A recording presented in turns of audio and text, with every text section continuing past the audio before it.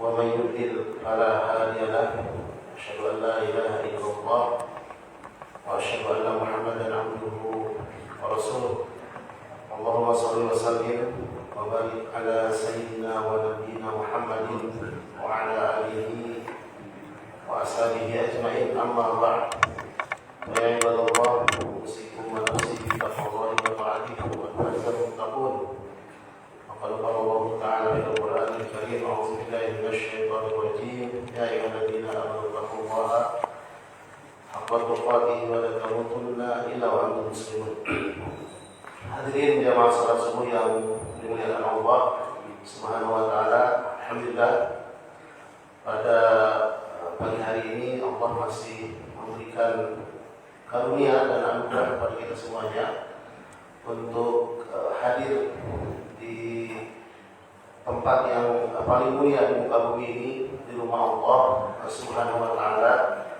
Mudah-mudahan kehadiran kita di sini serta kita sudah melaksanakan kewajiban kita salat subuh berjamaah menjadi pahala yang bisa kita banggakan pada saat kita bertemu dengan Allah, sehingga Allah ridho dengan kita semuanya. Amin ya rabbal alamin. Salam serta salam kita berikan kepada baginda Rasulullah sallallahu alaihi wasallam, kepada keluarganya, kepada sahabatnya, kepada pengikutnya dan pencinta sunnahnya, dan mudah-mudahan kita semua termasuk orang-orang yang mendapatkan syafaatnya di hari kiamat nanti. Amin ya rabbal alamin. Hadirin yang dimuliakan Allah Subhanahu wa taala, di depan saya ini banyak guru-guru yang mulia. Mohon maaf duduk di depan. Mudah-mudahan Allah tinggikan derajatnya semua yang hadir di sini. Amin ya rabbal alamin. Kita akan mentadabburi Quran surat Al-Hasyr ayat 18 sampai 20. Allah berfirman, A'udzubillahi minasyaitonir rajim. Ya ayyuhalladzina amanu taqullaha wal tanzur nafsum ma qaddamat lighad wattaqullaha innallaha khabirum bima ta'malun. Wa la takunu alladzina nasullaha fa ansahum anfusahum ulaika humul fasiqun. La yastawi ashabun nari wa ashabul jannah, ashabul jannati humul faizun. Dalam ayat ini Allah berfirman kepada orang-orang yang beriman, memanggil orang-orang yang beriman dan menyeru kepada orang-orang yang beriman. Kata Ibnu Abbas, ketika ada kalimat panggilan ya ayyuhalladzina amanu, maka setelahnya bersiap-siap. Bisa jadi ada perintah ataupun ada larangan yang harus dilaksanakan oleh orang yang beriman. Dan ini adalah sebuah pengagungan begitu. Ketika Allah memanggil orang beriman, ini sebuah kehormatan kepada orang yang beriman, dipanggil oleh Allah Subhanahu wa taala. Ya ayyuhalladzina amanu, wahai orang-orang yang beriman. Perintahnya ternyata di sini adalah ittaqullah, bertakwalah kepada Allah. Jadi perintahnya kita disuruh bertakwa kepada Allah. Dan kalimat takwa ini sangat banyak perintahnya, diulang-ulang di dalam Al-Quran, menunjukkan bahwa at-taqwa itu sangat penting, yang harus kita terus berusaha maksimal untuk melaksanakannya dan terus menerus. Karena yang namanya manusia itu kadang-kadang imannya yazid begitu ya. Kadang-kadang imannya yanqus, kadang-kadang naik semangat ibadahnya, kadang-kadang turun, malas-malasan. Maka at-tikrar atau mengulang-ulangi perintah menunjukkan bahwasanya di situ ada sesuatu yang luar biasa yang memang kita harus fokus untuk bisa mengamalkannya. Di dalam tafsir dijelaskan bahwa at-taqwa itu adalah mengerjakan apa yang diperintahkan oleh Allah dan meninggalkan apa yang dilarang oleh Allah Subhanahu wa taala. Jadi yang paling mudah itu. Jadi yang dimaksud takwa itu adalah mengerjakan apa yang diperintahkan oleh Allah dan meninggalkan apa yang dilarang oleh Allah. Jadi kalau orang sudah melaksanakan yang diperintahkan oleh Allah, kemudian dia meninggalkan yang dilarang oleh Allah, maka dia masuk pada derajat al-muttaqin. Walaupun nanti banyak definisi-definisi yang lainnya para ulama menyebutkan, tapi yang paling mudah agar kita bisa mengingatnya adalah seperti itu. Nah, yang menariknya setelah perintah kalimat bertakwa, kita diminta untuk wal tanzur nafsum ma qaddamat liwat. Dan hendaklah setiap orang memperhatikan apa yang telah diperbuatnya untuk hari esok, untuk hari kiamat.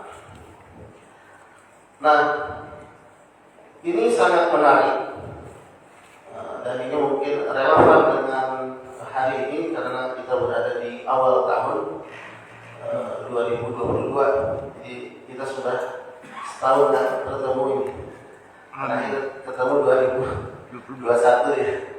Maka kita bertemu lagi di 2022. Nah, menariknya adalah bahwa kita ini sekarang hidup di dunia. Nah, sedangkan al-ghad itu adalah hari akhirat. Jadi kita akan datang, akan melewati proses dunia untuk menuju ke hari akhirat. Dan dalam Quran surat Al-Ankabut Allah menyebutkan bahwa kehidupan dunia itu sifatnya sementara. Dia tidak abadi, dia tidak kekal, dia tidak sejati, bukan waktu yang hakiki. Allah menyebutkan, wa ma hadhihi hayatud dunya illa lahu wa la'ib. Dan tidaklah kehidupan dunia ini melainkan senda gurau dan main-main. Jadi redaksi ini dimaksudkan bukan berarti kita menggunakan dunia ini untuk sekedarnya saja, untuk main-main, menggunakan untuk main-main, enggak. Tapi redaksi ini Allah ingin menjelaskan bahwa kehidupan dunia itu tidak sejati, tidak kekal, penuh dengan tipuan. Nah, kehidupan yang sejati, kehidupan yang kekal itu adalah akhirat. Wa inna daral akhirata lahiyal hayawan law kanu ya'lamun. Dan kehidupan sesungguhnya akhirat itulah yang sebenarnya kehidupan kalau mereka mengetahui.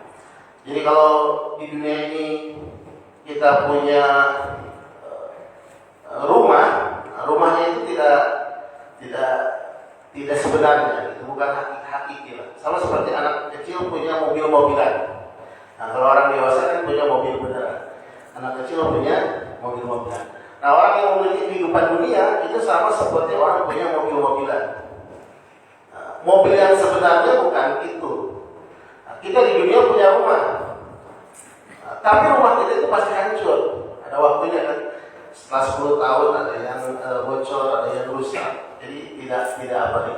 Dan pasti akan ditinggalkan, pasti akan ganti pemilik. Jadi maksud wa ma hadhihi hayatud dunya illa lahu wa la'ib itu adalah kehidupan dunia itu tidak sejati, tidak kekal dan penuh dengan tipuan. Jadi seperti main-main. Nah, dan ayat ini justru seseorang harus lebih mencurahkan fokus untuk kehidupan akhirat, sehingga dia tidak tertipu dengan kehidupan dunia. Ada orang yang mencurahkan seluruh tenaganya untuk mendapatkan dunia, tetapi untuk akhiratnya tidak. Nah, ini terjadi kesalahan begitu. Seharusnya seorang itu memprioritaskan kehidupan akhirat. Walaupun tetap untuk kehidupan dunia kita juga diperintahkan untuk mencari dunia. Hanya frekuensinya berbeda. Untuk kehidupan dunia itu kita diperintahkan untuk berjalan. Misalnya dalam Quran surat Al-Mulk Allah berfirman, "Famshu fi manakibiha." Jadi berjalanlah di muka bumi ini untuk mencari rezekinya. Jadi kita disuruh berjalan. Tapi kalau untuk kehidupan akhirat, wasari'u ila maghfiratin min rabbikum wa jannatin 'arduha as-samawati wal ardh. Jadi bersegera begitu. Jadi kalau untuk kehidupan akhirat bersegera. Maka kalau ada orang yang serius mencari dunia, sesungguhnya dia juga harus lebih serius pada saat dia mencari akhirat. Jadi untuk akhirat ini keseriusannya 2 kali lipat, bahkan lebih daripada kehidupan dunia. Karena sejatinya kehidupan dunia itu adalah main-main, sama seperti permainan begitu. Sedangkan kehidupan akhirat yang sebenarnya, fungsi yang Allah kasih kepada kita, ya ini seperti main-main saja. Ada saatnya nanti fungsinya berkurang, semakin bertambah umur, semakin berkurang, penglihatan sudah mulai berkurang, kemudian pendengaran juga sama begitu, berbicara juga sama, fisik juga sama. Karena memang fisik yang Allah berikan kepada kita di dunia itu adalah sementara, tidak kekal, tidak abadi. Nah, kembali ke ayat yang tadi, walaupun nafsu ma qaddamat lighad. Hendaklah seseorang memperhatikan untuk hari esok. Nah, kita oleh Allah diberikan kesempatan untuk hidup di tahun 2022 dan tidak semua orang mendapatkan kesempatan ini. Banyak saudara-saudara kita, teman dekat kita, keluarga kita yang tahun-tahun sebelumnya mereka sudah meninggalkan kita. Nah, ini sebenarnya modal bagi kita untuk bisa mendapatkan kedudukan yang lebih tinggi di sisi Allah Subhanahu wa taala. Kenapa? Karena umur panjang ini termasuk sebuah anugerah juga. Jadi mendapatkan umur panjang ini sebuah anugerah. Ada seorang sahabat yang bertanya kepada Rasulullah, "Ya Rasulullah, siapakah orang yang paling baik? Siapakah orang yang terbaik?" Maka kata Rasulullah, "Man tala umruhu wa hasuna amaluhu." Orang yang terbaik itu adalah umurnya panjang dan amal kebaikannya banyak begitu. Wa hasuna amaluhu. Umur panjang dan kebaikannya panjang. Artinya kalau ada orang yang berumur 70 tahun, yang satu umur 60 tahun, sama-sama punya kebaikan, maka yang terbaik itu yang 70 tahun. Karena dia lebih panjang umurnya. Kemudian sahabat ini bertanya lagi, siapa yang paling jelek, manusia yang paling jelek? Kemudian kata Rasulullah, "Man tala umuruhu wa sa'a amaluhu." Nah, kalau ini kebalikannya. Panjang umur hanya dia jelek perbuatannya. Jadi Allah berikan panjang umur begitu, tapi ternyata dia umur ini dipakai untuk kejahatan. Maka termasuk orang yang paling jelek. Dalam hadis yang lain senada dengan hadis yang tadi, "Khiyarukum atwalukum a'mara wa ahsanakum a'malan."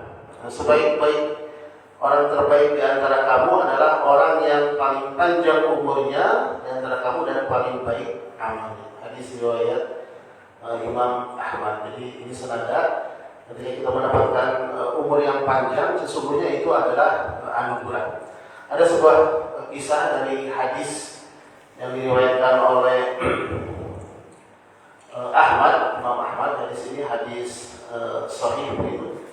Diriwayatkan oleh Imam Ahmad dan Abu Ya'la dari sahabat Abdullah bin Shaddad. Jadi ada 3 orang dari suku Bani Udrah. 3 orang ini datang kepada Rasulullah dan dia masuk Islam. Pada saat dia datang, tidak bawa harta, tidak bawa apa-apa itu, datang saja saja ke Madinah, kemudian masuk Islam. Akhirnya Rasulullah melihat orang ini perlu kebutuhan sehari-hari gitu. Kemudian bertanya kepada sahabat, siapa di antara kalian yang mau mencukupi ketiga orang ini? Tiga orang ini kan sudah masuk Islam gitu. Kemudian ada sahabat Thalhah, saya ya Rasulullah, kata sahabat Thalhah. Kemudian sahabat Thalhah ini membuat tiga orang ini, kemudian tinggal di rumah Thalhah. Thalhah ngasih makanan begitu, tinggal di sana.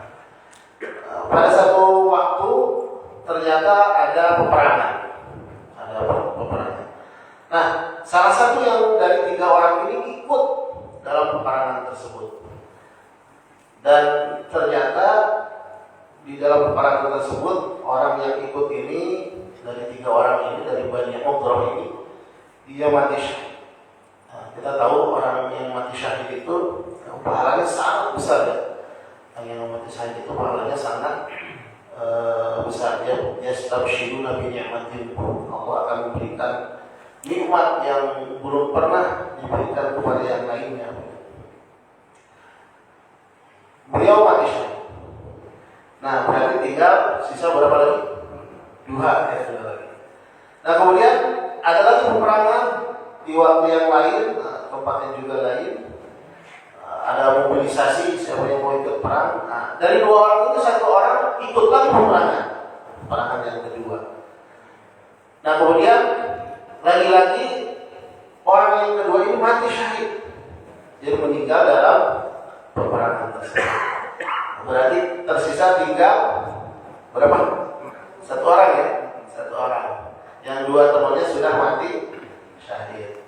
Nah, ternyata yang satu orang ini meninggal juga begitu mengikuti dua orang temannya, tapi dia meninggalnya bukan di peperangan, meninggalnya di atas kasur begitu, tempat tidur. Nah, sebagaimana kita meninggal, ya kebanyakan kita karena kondisi kita aman, ya meninggal seperti biasa begitu, bukan meninggal syahid dalam peperangan.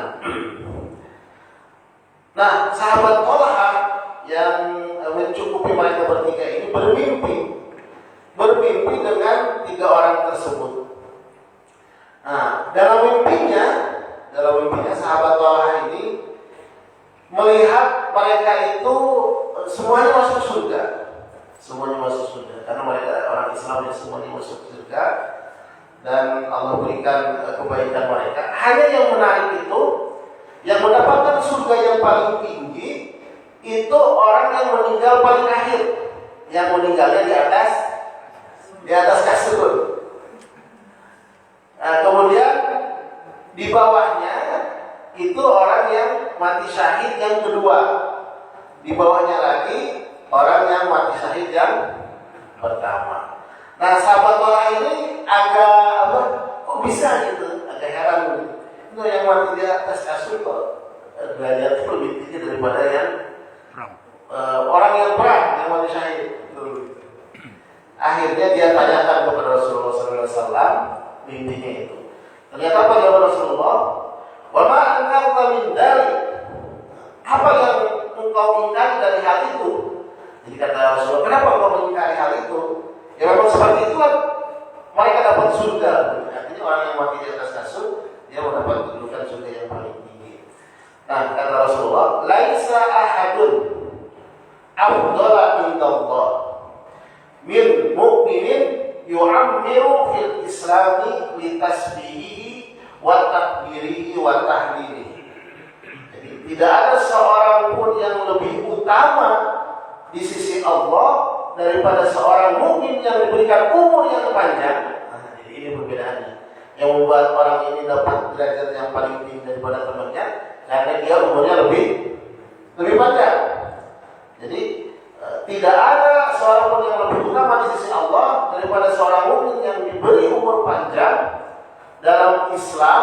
Nah, tapi syaratnya dia harus seorang mukmin, harus Islam, dan dia melakukan kebaikan. Di antaranya adalah untuk diberikan umur panjang dalam Islam untuk bertasbih, bertakbir dan bertahlil untuknya. Jadi dari hadis ini kita bisa memiliki sebulan. Di sini hadis sahih riwayat Imam Ahmad dan Abu Ya'la ya. Dalam hadis ini bisa diambil kesimpulan bahwa seorang muslim yang meninggal di atas kasurnya lebih tinggi derajatnya di surga dibandingkan dua temannya, padahal dua temannya mati syahid begitu. Itu dikarenakan iman dan amal solehnya dalam kehidupannya yang lebih panjang daripada kedua saudaranya. Makanya umur panjang ini adalah anugerah dari Allah SWT. Boleh kita berdoa umur panjang? Boleh? Boleh. Rasul itu bahkan mendoakan seorang sahabat bernama Anas bin Malik, wa atil umrohu, ya Allah panjangkanlah umurnya, berkahi rezekinya, kemudian ampuni dosanya, wa atil umrohu, dan panjangkanlah umurnya. Sehingga Anas bin Malik itu umurnya lebih dari 100 tahun, sahabat yang paling terakhir meninggal gitu. Kemudian perbanyak anaknya di antara doanya. Sampai disebutkan anak itu sampai 150-an kalau tidak salah pada saat meninggal. Tentu dari beberapa istri ya. Jadi anaknya banyak, kemudian umurnya panjang, kemudian akan didoakan diberkahi juga hartanya. Anas bin Malik itu punya kebun kurma. Kebun kurma ini kalau orang lain itu panennya sekali dalam setahun, kalau dia itu panennya 2 kali. Jadi betul-betul berkah. Anas bin Malik ini dulu ketika bersama Rasulullah dia masih kecil, masih umurnya 10 tahun.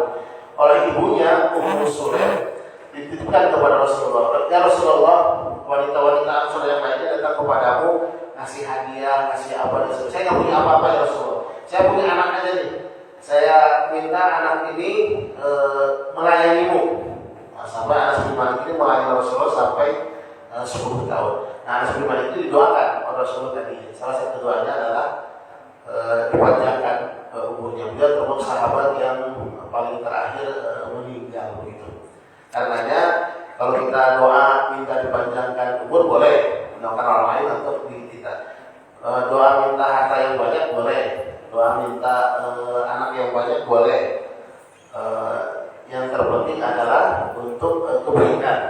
Ketika umur panjang dipakai untuk kebaikan, karena justru itu menjadi modal untuk kita mendapatkan derajat yang lebih tinggi di sisi Allah. Sebagaimana sahabat yang tadi, walaupun meninggalnya di atas kasur, hanya karena dia hidupnya lebih lama daripada temannya yang mati syahid, dia mendapat kedudukan yang tinggi.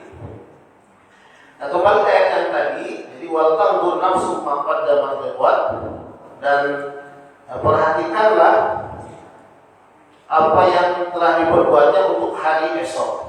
Jadi di sini kita diperintahkan untuk memperhatikan yang akan terjadi hari esok. Nah, di sini memakai nafsu. Nafsu itu kalimat nakirah dalam bahasa Arab.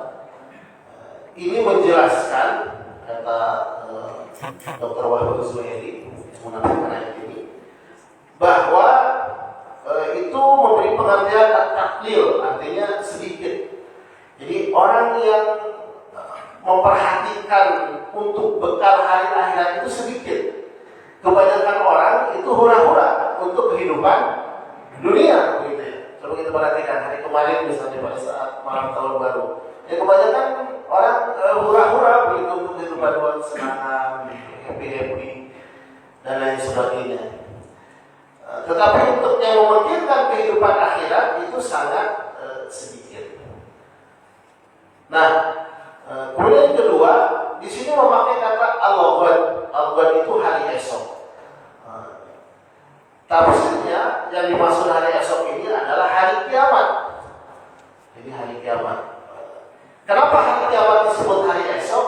Ya karena pasti terjadi dan begitu sangat dekat hari kiamat itu. Di hari kiamat itu sudah sangat dekat ya. Kiamat sudah dekat. Dulu ada film kiamat sudah dekat, betul memang. Tanda-tandanya sudah muncul. Bahkan pada saat Nabi muncul, Nabi Muhammad diutus, itu merupakan salah satu tanda sudah dekatnya hari kiamat. Jadi Rasulullah diutus itu salah satu asyaratus sa'ah, tanda-tanda hari kiamat. Hanya tanda kiamat itu ada yang sugro, ada yang kecil, ada yang kubro, ada yang besar. Kalau tanda-tanda yang kecil dari mulai Rasulullah pun sudah muncul. Termasuk zaman sekarang sudah muncul. Anak-anak menjadikan orang tua menjadi pembantu kan gitu ya, sudah banyak ya. Orang-orang Baduy bikin bangunan-bangunan yang megah itu sudah ada. Hanya kalau yang kubro itu belum ada. Nah kalau yang kubro itu yang besar itu seperti Dajjal, kemudian turunnya Nabi Isa, kemudian matahari dari barat begitu yang. Nah, kalau sudah turun yang kubro berarti itu sudah sangat dekat sekali. Tapi kalau tanda-tanda selain tanda kiamat yang besar, yang bukan kubro, itu dengan hari kiamat tidak sedekat ketika tanda-tanda kiamat yang besar itu yang turun. Gitu. Nah, karenanya di sini hari kiamat disebut dengan al-ghad. Al-ghad itu adalah hari esok. Wattaqullaha innallaha khabirum bima ta'malun, dan bertakwalah kepada Allah, dan sesungguhnya Allah Maha teliti terhadap apa yang kamu kerjakan. Nah, di sini menarik, ada dua perintah ittaqullah. Jadi bekal untuk akhirat itu diambil oleh ittaqullah. Yang pertama adalah ittaqullah, yaitu zaman taqullah itu. Kemudian yang kedua, tentang nafsu pada bertibat, wattaqullah. Jadi bekal, mempersiapkan bekal untuk hari kiamat atau hari esok itu diambil dengan perintah ittaqullah. Jadi bekal yang paling baik untuk hari esok atau untuk hari kiamat itu adalah bertakwa kepada Allah. Wa tazawwadu fa inna khairaz zadi taqwa. Dan berbekalah, sesungguhnya sebaik-baiknya bekal adalah takwa. Jadi kita nggak usah bawa apa-apa nih, bawa takwa saja. Insya Allah itu pasti akan menyelamatkan nanti di hari kiamat. Nanti dalam tafsir dijelaskan bahwa takwa yang pertama itu dalam kondisi kita bertaubat dari dosa-dosa yang telah lalu, melaksanakan kewajiban, meninggalkan yang dilarang, termasuk meninggalkan perbuatan-perbuatan dosa yang sebelumnya dilakukan sebelum hari ini, mulai kemarin sampai ke sana, kita kan banyak dosa nih. Nah itulah takwa yang pertama. Sedangkan takwa yang kedua itu adalah untuk agar jangan sampai kita terjerumus kepada dosa yang sudah kita lakukan. Jadi kita bertaubat dari yang lalu. Kemudian perintah takwa yang kedua adalah kita untuk berhati-hati dari perbuatan-perbuatan dosa, meninggalkan larangannya, dan termasuk juga melaksanakan yang wajib. Nah, pengulangan takwa di sini juga mempertegas, memperkuat sekaligus memotivasi agar kita bisa mengerjakan apa yang bermanfaat untuk di akhirat. Kemudian ayat yang selanjutnya adalah janganlah kalian seperti orang-orang yang lupa, wala takunu kalladzina nasullaha fa'ansahum anfusahum ulaika humul fasiqun. Janganlah kalian seperti orang-orang yang lupa kepada Allah sehingga Allah menjadikan mereka lupa. Nah ini juga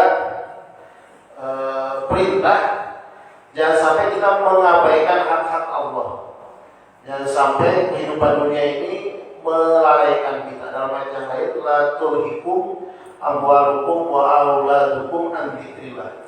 Wahai orang yang beriman, janganlah harta bendamu dan anak-anakmu melalaikan kamu dari zikir kepada Allah. Wa may yaf'al dzalika fa ulaika humul khasirun. Kalau itu terjadi, maka dia merugi. Jadi harta kita, keluarga kita, atau apapun bentuknya keduniawian, jangan sampai melalaikan kita dari mengingat Allah. Sebab kalau kita lalai, maka Allah pun akan melupakan kita. Nah, ayat ini juga menjadikan ibrah bahwa ada orang-orang yang ajalnya kematiannya dijadikan pelajaran oleh orang-orang yang masih hidup. Tapi pelajarannya pelajaran jangan seperti orang ini begitu. Jadi ada orang-orang yang mati dalam keadaan su'ul khotimah, kemudian dijadikan pelajaran sama orang yang hidup. Nah itu jangan sampai terjadi pada diri kita. Pas kita mati, orang-orang mengatakan itu jangan sampai seperti si bulan, matinya begini dan sebagainya. Nah, Fir'aun itu kan disebut-sebutkan dalam Al-Quran, tapi dia dijadikan pelajaran untuk golongan orang yang su'ul khatimah. Jadi ayat wala takunu, janganlah kamu kalladzina nasullah fansahum anfusahum. Allah kadang-kadang menjadikan sebagian manusia yang matinya su'ul khatimah kemudian dijadikan pelajaran bagi orang-orang yang masih hidup. Nah kita jangan sampai seperti itu. Walaupun menjadikan pelajaran, jadikanlah pelajaran yang baiknya. Misalnya seperti kemarin ada wali kota yang meninggal dunia kan, pada saat mau sholat Jumat, semua orang kan senang kalau meninggal dalam keadaan kebaikan di masjid, gitu, mau sholat pasti dalam keadaan wudu begitu kan. Dan ternyata memang kehidupannya luar biasa penuh dengan kebaikan. Jadi kalau dijadikan pelajaran yang baik-baiknya saja.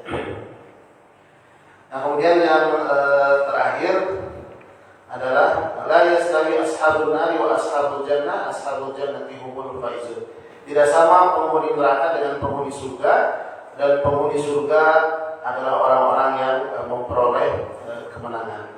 Ini adalah ayat yang membuat kita termotivasi, atau ayat ini berisi motivasi, stimulasi dan rangsangan untuk menggugah kita untuk beramal.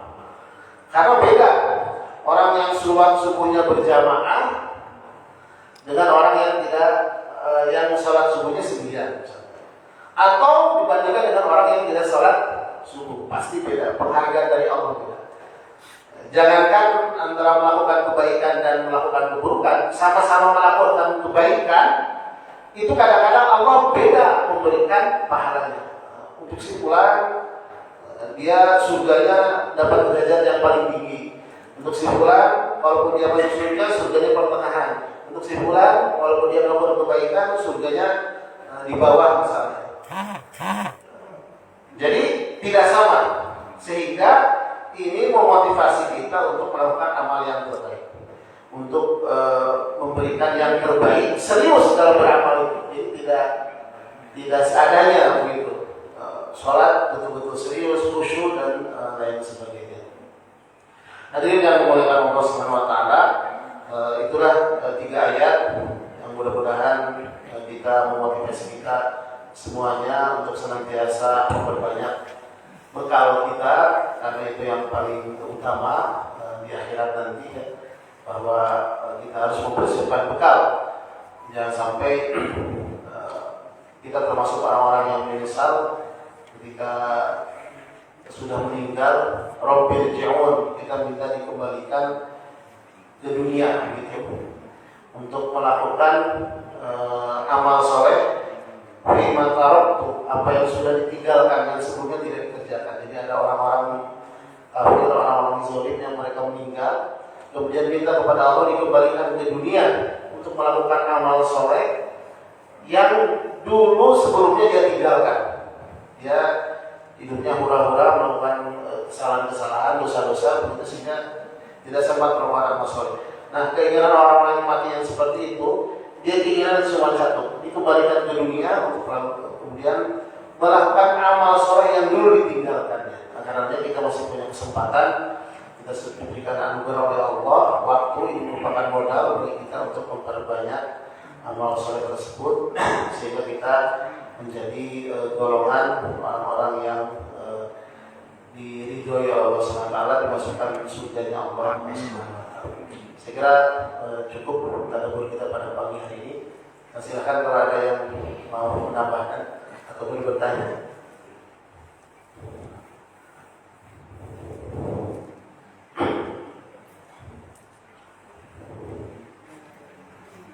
Ibu-ibu.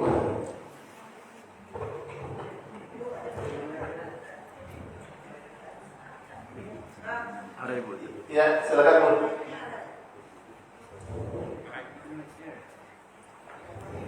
Assalamualaikum warahmatullahi wabarakatuh. Waalaikumsalam. Ustaz, tadi disampaikan bahwa Rasulullah saja mendoakan Anas bin Malik ya? Ya, betul. Iya. Agar supaya panjang umur, diberikan rezeki dan seterusnya. Ya. Nah ini ada juga yang nanya itu, Ustaz itu nggak boleh mengucapkan ulang tahun. Iya. Ya. Jadi kan setiap ada yang ulang tahun itu semua panjang umur, diberi berkah dan seterusnya. Katanya itu ada yang nikah, Ustaz. Nggak boleh gitu. Karena Rasulullah sendiri nggak pernah seperti itu. Ini gimana Ustaz? Jadi tadinya udah pada rame-rame ucapin dan sebagainya, gitu panjang umur dan ini ternyata melakukan sebuah nikah gitu. Itu gimana Ustaz dalam hal ini? Ya, terima kasih Ustaz. Ya, bagaimana dengan ulang tahun ya? Ulang tahun yang dirayakan maksudnya. Ya, yang pertama setiap hari kita ini baru gitu ya. Jadi bukan lagi ulang tahun tapi ulang hari, karena hari yang dikasih hari ini itu beda dengan yang dikasihkan kemarin. Jadi kata hari itu kan saya ini adalah makhluk baru, silakan dimanfaatkan karena saya tidak akan pernah kembali lagi sampai hari kiamat. Jadi walaupun hari ini hari Ahad itu beda dengan hari Ahad yang lalu. Jadi ada momen bahwasanya bahwa hari ini kita ini setiap hari baru gitu, baru terus. Yang pertama. Yang kedua, merayakan ulang tahun. Ya, memang tradisi ulang tahun ini asalnya dari non muslim ya, non-muslim. Artinya man tashabbaha biqaumin fahuwa minhum. Barang siapa, ada hadis yang menyebutkan barang siapa yang menyerupai sebuah kaum maka dia dari golongan mereka. Hanya tidak semua tradisi dari non muslim itu pasti tidak boleh begitu ya. Ada kebiasaan yang boleh-boleh saja umat Islam melakukannya selama tidak bertentangan dengan Islam. Ya seperti kita berpakaian, pakai dasi dan sebagainya itu kan dari non muslim gitu. Nah, tetapi tradisi itu tidak boleh dijadikan sampai sebuah ibadah gitu. Jadi sebuah ibadah. Nah itu yang tidak boleh. Bisa terjadi masuk yang tadi itu. Apalagi kalau tradisinya itu dari non-muslim gitu. Nah, bagaimana dengan ulang tahun gitu? Ya, selama itu tidak diniatkan untuk menjadi ibadah atau untuk membazir-membazirkan misalnya, kalau mentafsir misalnya, atau ini ya bisa masuk kepada kategori tabdir ya.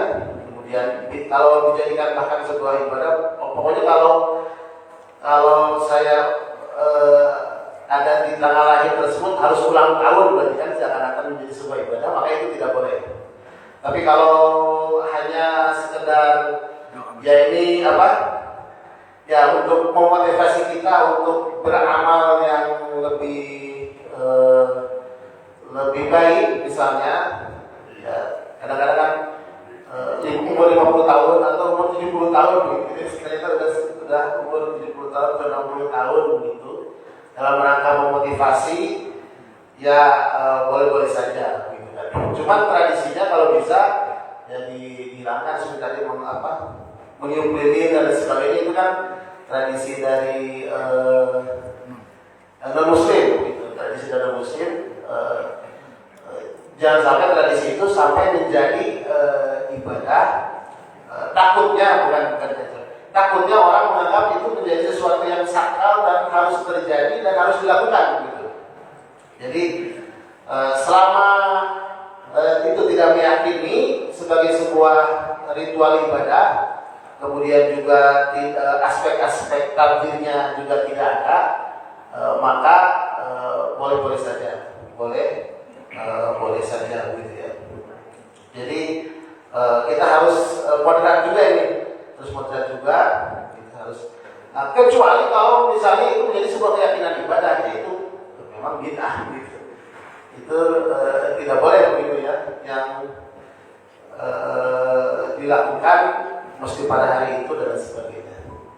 Jadi idealnya kita ini mengingatkan bahwasanya tiap hari kita ini berubah nih, sehingga harus berperbaikan. Tapi kadang-kadang kita harus diingatkan setiap setahun sekali begitu ya. Yang selama tadi tidak mengganggu yang dua hal tadi itu, saya kira hukumnya mubah-mubah saja begitu ya. Asal kita tidak meyakini itu bagian, karena kebudayaan non muslim ada juga yang diadopsi, misalnya seperti menara ini diadopsi dari orang-orang Mesir ya, orang Mesir zaman dahulu gitu ya. Kemudian ada budaya-budaya yang memang diadopsi ke dalam Islam dan menjadi sesuatu yang boleh-boleh saja. Tidak semuanya, tidak semuanya. Kecuali kalau budaya itu bertentangan dengan syariat. Kalau bertentangan dengan syariat jelas hukumnya tidak boleh. Dulu mungkin seperti ulama ada yang sampai pakai dasi itu tidak boleh begitu ya. Kalau sekarang saya yakin hampir semuanya membolehkan begitu ya. Dulu ketika di zaman Belanda pakai dasi saja, pakai jas begitu, pakai celana itu tidak boleh karena itu budaya dari apa yang boleh tidak ada semuanya. Kalau sekarang hampir semuanya membolehkan, hampir semuanya artinya boleh saja. Baju koko itu asal dari mana? Nah, itu kan. Tapi sekarang identik dengan pakaian muslim, baju takwa, gitu kan, boleh saja. Tapi kalau yang bertentangan dengan Islam, seperti pakai koteka misalnya, boleh pakai koteka? Nggak boleh, karena itu membuka aurat. Tapi pakai baju koko ini hampir kebanyakan soal baju koko. Dulu asalnya bukan dari Islam, gitu kan. Kalau dari Islam mungkin pakai gamis mungkin ya, Pak. Abi dia pakai gamis begitu yang dari Arabnya begitu. Tapi sekarang identik baju takwa itu adalah baju umat orang Islam, boleh-boleh saja. Jadi ada tradisi-tradisi yang non Muslim justru kadang-kadang itu menjadi identitas umat Islam. Kopea itu iya. Jadi kopea ini kan orang Arab jarang pakai kopea seperti ini. Tapi di Indonesia yang pakai kopea ini identik dengan Muslim. Jadi seperti itu Bu. Jadi kalau yang pertama tidak dikaitkan dengan ritual ibadah, maka boleh-boleh saja. Apalagi dalam rangka misalnya ini tadi muhasabah, kemudian ya bersyukur begitu ya, wa amal bi nikmati rabbika, Pak hadis begitu. Jadi boleh-boleh selama tidak tadi menjadikan ritual dan tidak membanding-bandingkan. Misalnya membandingkan itu kuenya di apa? Dilempar ke muka itu mubazir itu kan. Atau ulang tahun itu nyeburin orang ke apa? Ke kolam misalnya. Nah ini kan tidak budaya yang tidak baik untuk dicontoh lah. Tapi kalau misalnya motivasi kita umurnya berkurang nih sebenarnya, umur kita ini berkurang bukan bertambah gitu. Ya boleh saja. Allah alam. Ya. Mau tambah sedikit. Ya. Assalamualaikum warahmatullahi wabarakatuh. Waalaikumsalam. Ingin kejelasan karena di sini yang ditanyakan sebetulnya doanya Ya. ucapan selamatnya.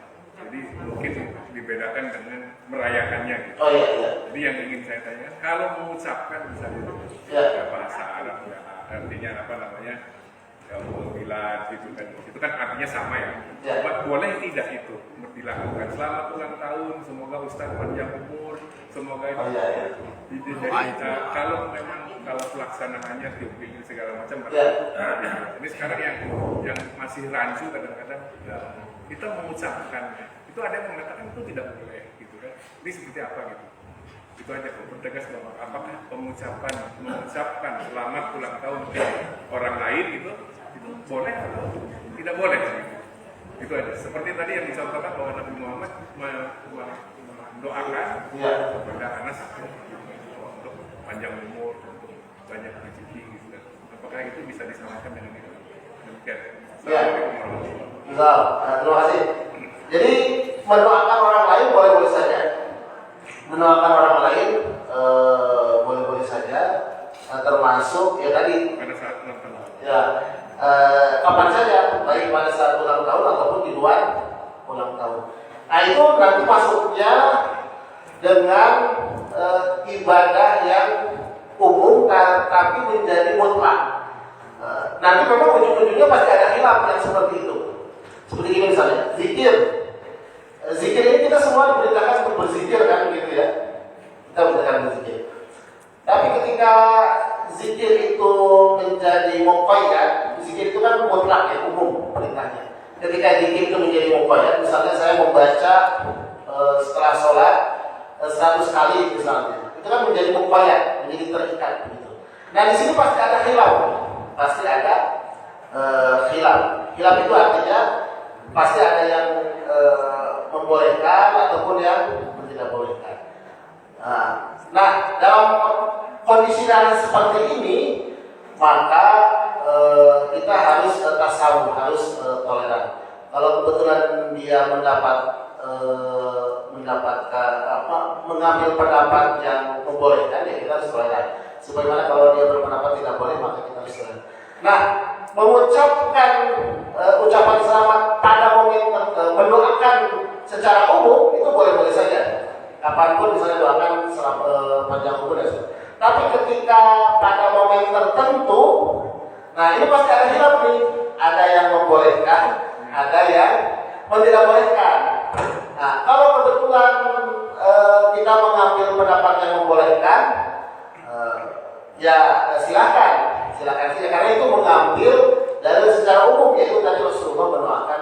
Nah, tetapi kalau kebetulan ada yang berpendapat yang tidak bolehkan pun, ya kita juga toleran. Jadi harus sama-sama toleran. Pasti akan ada perbedaan kalau hal-hal yang sifatnya seperti ini. Jadi kalau mendoakan orang panjang umur, mendoakan orang banyak harta, kemudian yang dosanya sebagaimana Rasulullah kepada Anas bin Malik, ini pasti sepakat.